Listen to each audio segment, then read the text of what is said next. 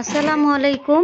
বাংলাদেশে এতটাই গরম, এতটাই রৌদ্র, দেহের ভিতরে যেমন দাহ দাহ, তেমনই যেমন যারা রিস্কাওয়ালা ভাইয়া ইটের বাটায় কাজ করেন সেই ভাইয়ারা আপুরা তো মনে হয় যেমন এক গ্লাস শরবত খেলে প্রাণটা জুড়িয়ে যাবে আর মনটাও ভালো হয়ে যাবে। সেজন্য আজকে আমি উদ্যোগ নিলাম, আমার বাড়ির পাশে যে ইটের বাটাটা আছে, ইটের বাটার মধ্যে অনেক আপুরা কাজ করে, ভাইয়ারা কাজ করে।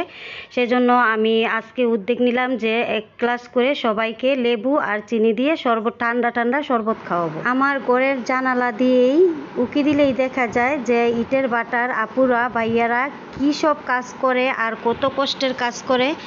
আমি দেখলাম যে এত রৌদ্রের মধ্যে আর এত গরমের মধ্যে এইভাবে কাজ করতেছে, তো আমার মনটা মানে রাখতে পারলাম না, স্থির রাখতে পারলাম না যে ওরা যে এত কষ্ট করে মানে কাজ করে, এত অনেক কষ্ট করে টাকা রোজগার করে ওরা।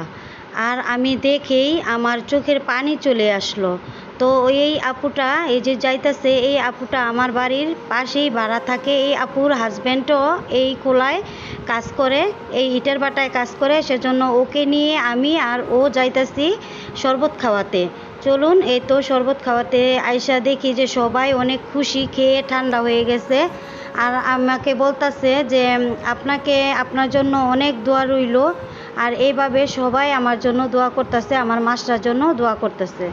আর আমি বললাম যে আমার বড় ছেলে তো দূর দেশে চলে গেছে, বাইরের দেশে বিদেশে, তো তোমরা আমার বড় ছেলের জন্য দোয়া করো।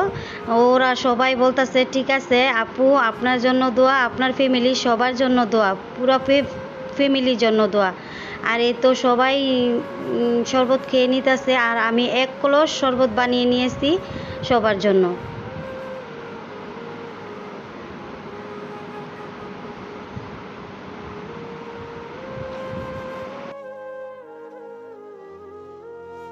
যারা এই অনেক রৌদ্রের মধ্যে, গরমের মধ্যে এইভাবে কাজ করে, আপনারাও চাইলে এক গ্লাস শরবত বানিয়ে মানে ভিতরটাকে ঠান্ডা করে দিতে পারেন। আর এই তো শরবত সবাই খাইতেছে আর আমাদের জন্য সবাই দোয়া করতেছে।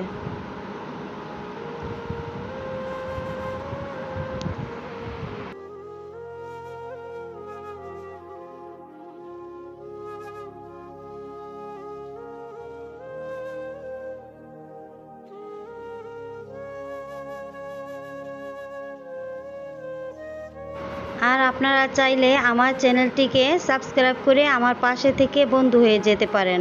আর দেখা শুরুতে প্রথমে একটি লাইক দিয়ে দেখা শুরু করবেন ভিডিওটি। তো আজকের মতো বিদায়, আল্লাহ হাফেজ। দেখা হবে আরেকটি নতুন ব্লগে। আসসালামু আলাইকুম।